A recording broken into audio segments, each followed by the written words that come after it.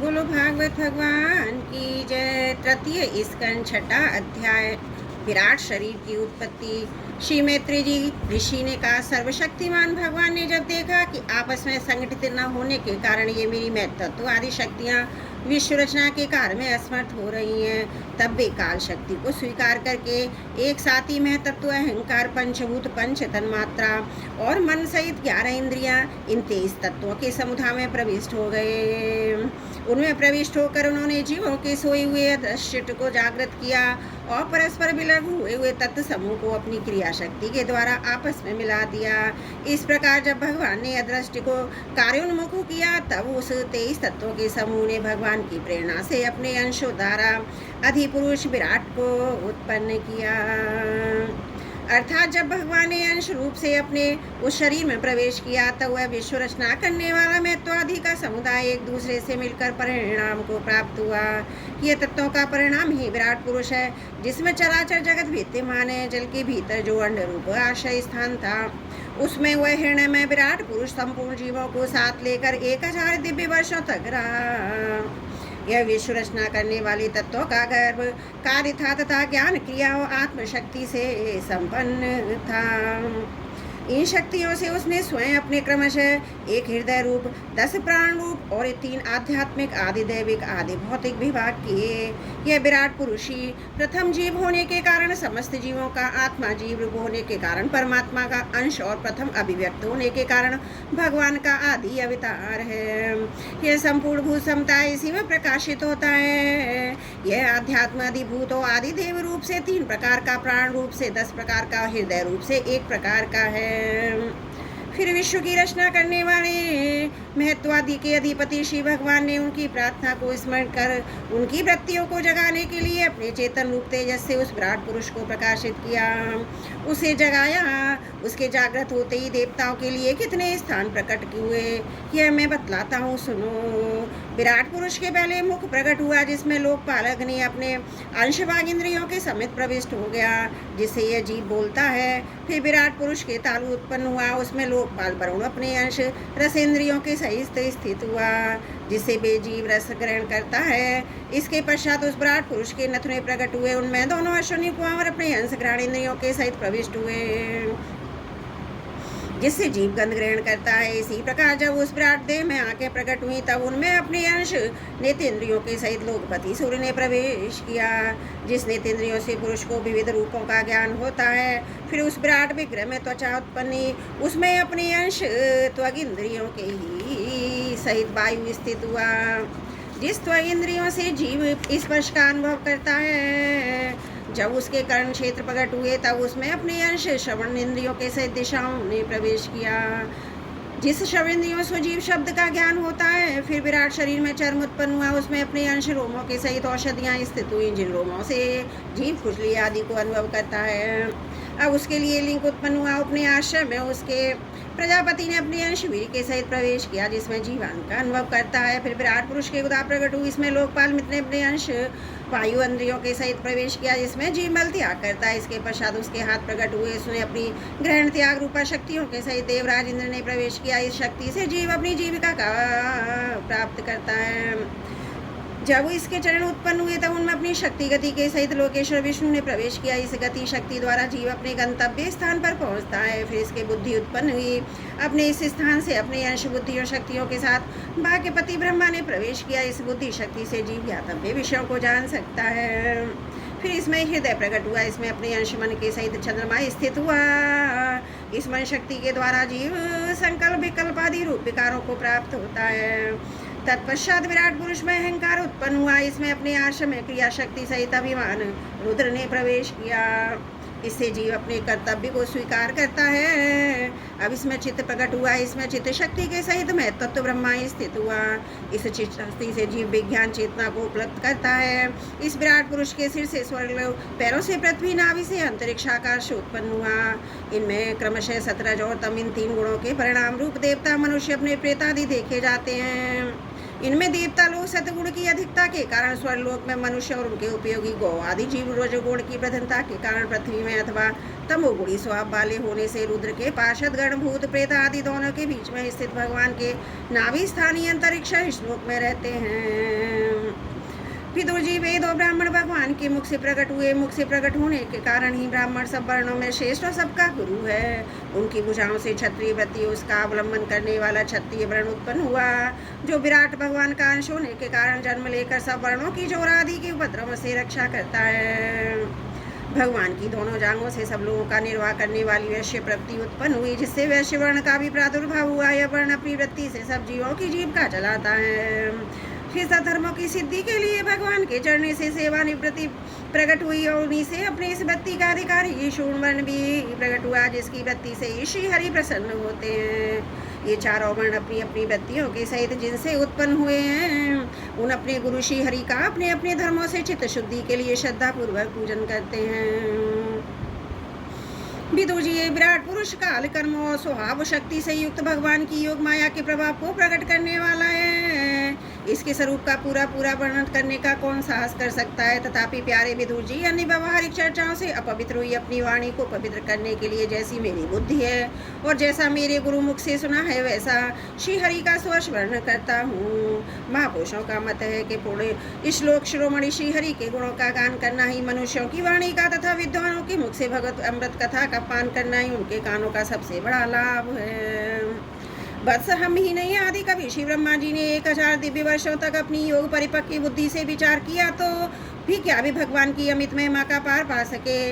अतः भगवान की माया बड़े बड़े मायावियों को भी मोहित कर देने वाली है, उसकी चक्कर में डालने वाली चाल अनंत है। अतः स्वयं भगवान भी उसकी था नहीं लगा सकते, फिर दूसरों की तो बात ही क्या है। जहाँ न पहुँच कर मन की वाणी भी लौट आती है तथा जिनका पार पाने में अहंकार के अभिमानी रुद्र तथा अन्य इंद्रियाधिष्ठाता देवता भी समर्थ नहीं है, उन श्री भगवान को हम नमस्कार करते हैं। बोलो भागवत भगवान की जय। तृतीय स्कंद 6वां अध्याय समाप्त।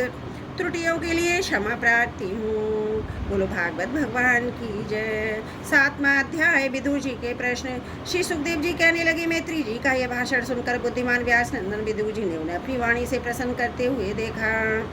विदुर जी ने कहा, ब्रह्मन भगवान तो शुद्ध बोध स्वरूप निर्विकार और निर्गुण है, उनके साथ लीला से भी गुण और क्रिया का संबंध कैसे हो सकता है। बालक में तो कामना और दूसरों के साथ खेलने की इच्छा रहती है, इसी से वह खेलने के लिए प्रयत्न करता है, किंतु भगवान तो स्वतः नित्य तृप्त पूर्ण काम सर्वदा असंग है, वे क्रीड़ा के लिए भी क्यों संकल्प करेंगे। भगवान ने अपनी गुणमयी माया से जगत की रचना की है, उसी से वे इसका पालन करते हैं, फिर उसी से संसार में संहार भी करते हैं। जिनके ज्ञान का देश काल अथवा अवस्था में अपने आप या किसी दूसरे निमित्त से भी कोई लोप नहीं होता, उनका माया के साथ किस प्रकार संयोग होता है। एकमात्र ये भगवान ही समस्त क्षेत्रों में उसके साक्षी रूप से स्थित हैं। फिर इन्हें दुर्भाग्य या किसी प्रकार के कर्मजनित क्लेश की प्राप्ति कैसे हो सकती है।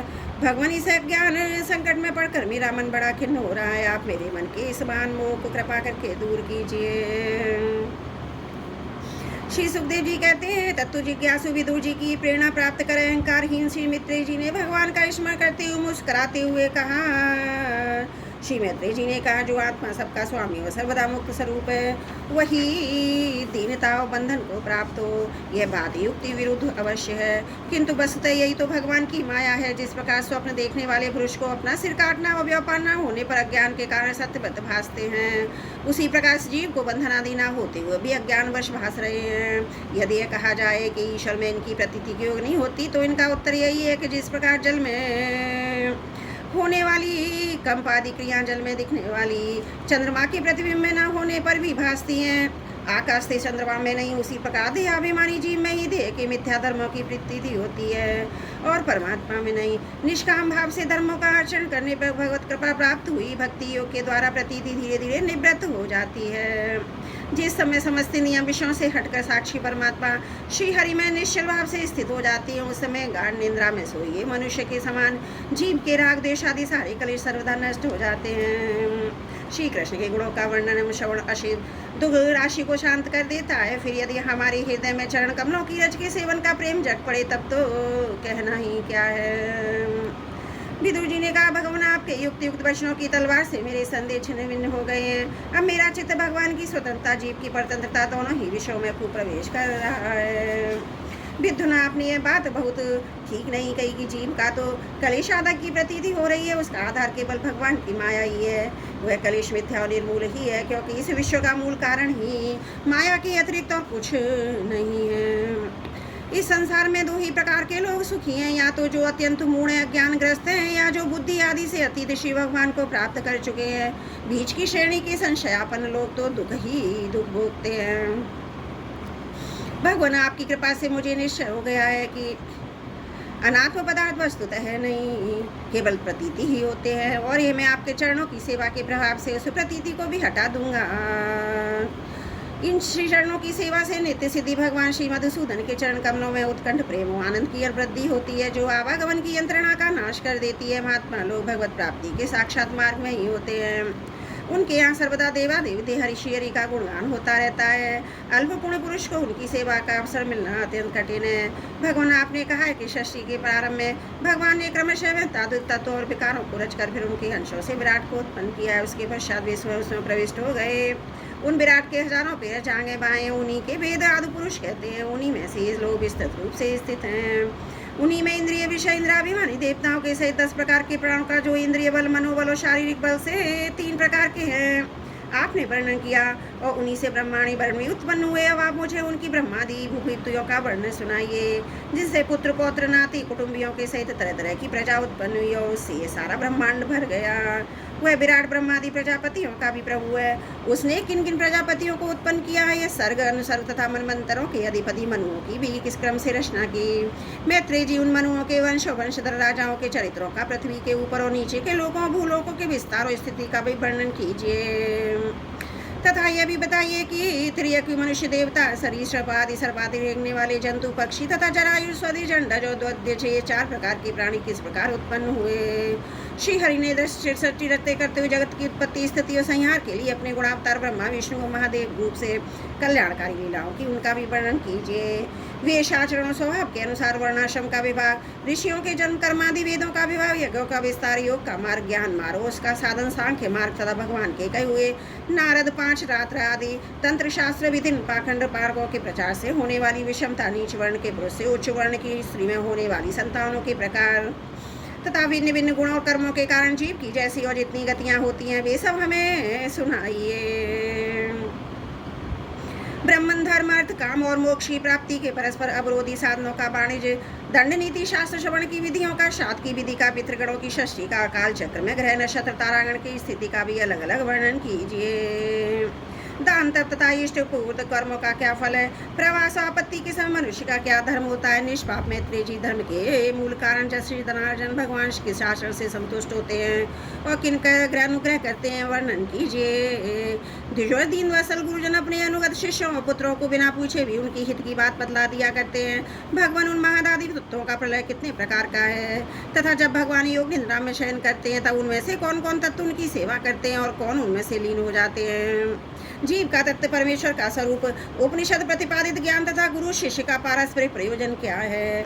पवित्र आत्मन विद्वान ने उस ज्ञान की प्राप्ति के लिए क्या क्या उपाय बतलाए हैं, क्योंकि मनुष्यों की ज्ञान, भक्ति और वैराग्य की प्राप्ति अपने आप तो हो ही नहीं सकती।